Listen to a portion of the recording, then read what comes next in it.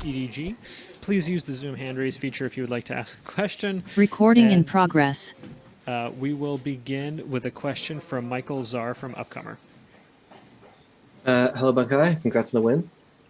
Were you guys expecting Pearl as your first map in Champs, and how did you feel as that map progressed?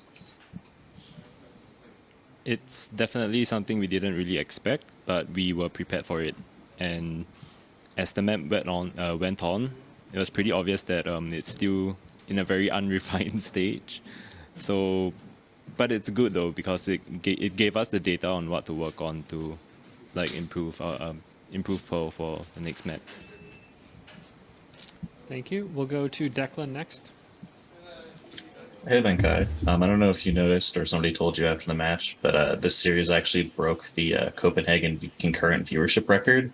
So I was just wondering, how does it feel to be a part of one of the most watched Valorant matches so far? And do you think this kind of whole Valorant tournament for champions this year can be like one of the most successful events we've had to date?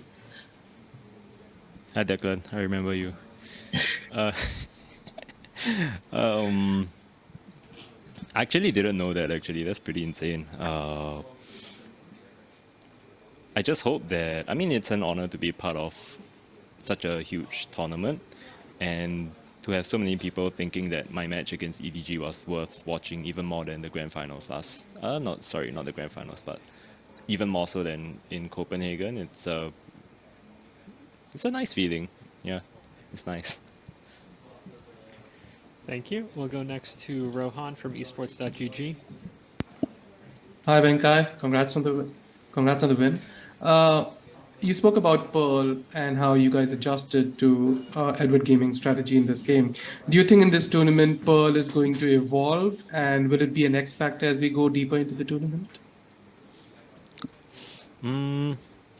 I would say that it will evolve in terms of the teams that already play it know what to work on to make it even better.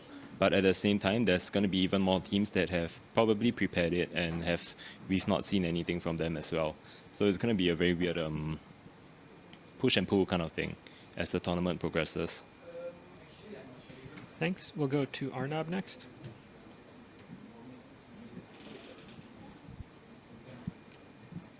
Hi Venkai, how are you?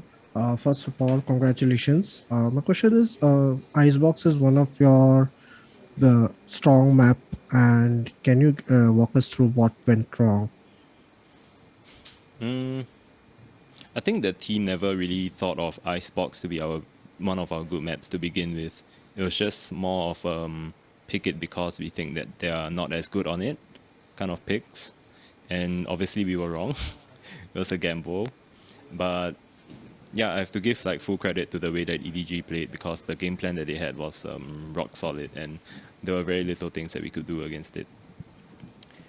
This was a question that was submitted by Bora from BFTV. It's about your entrance.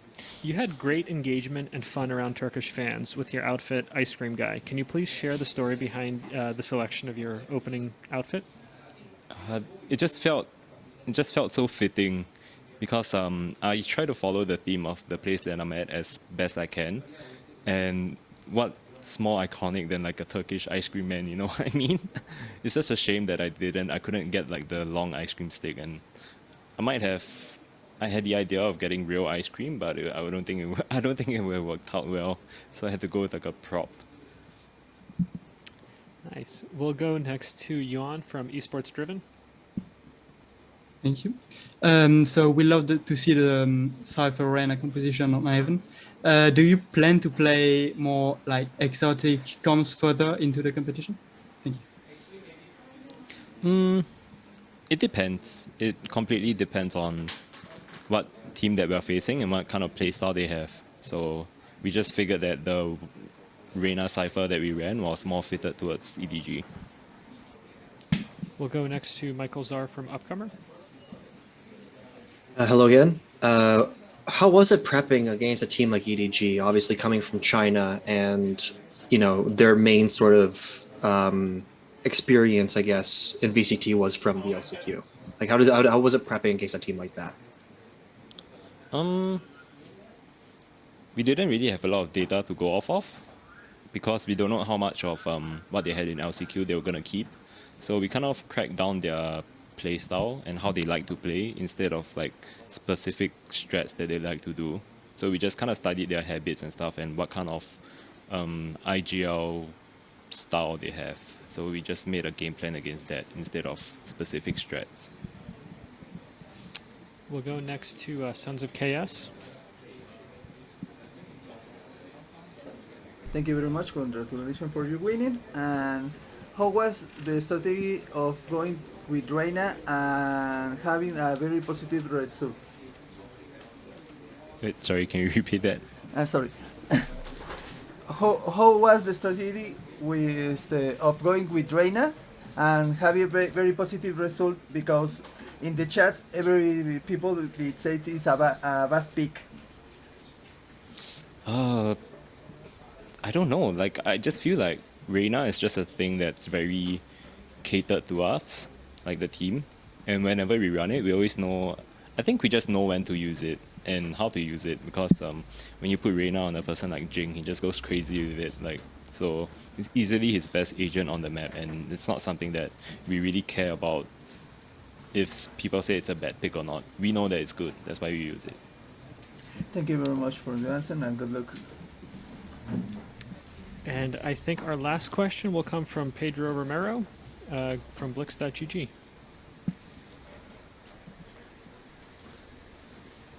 Hey Benkai, likewise, congrats on the win. Paper Reds is leading representation of APAC, which features themselves, Zerksha and Boom Esports.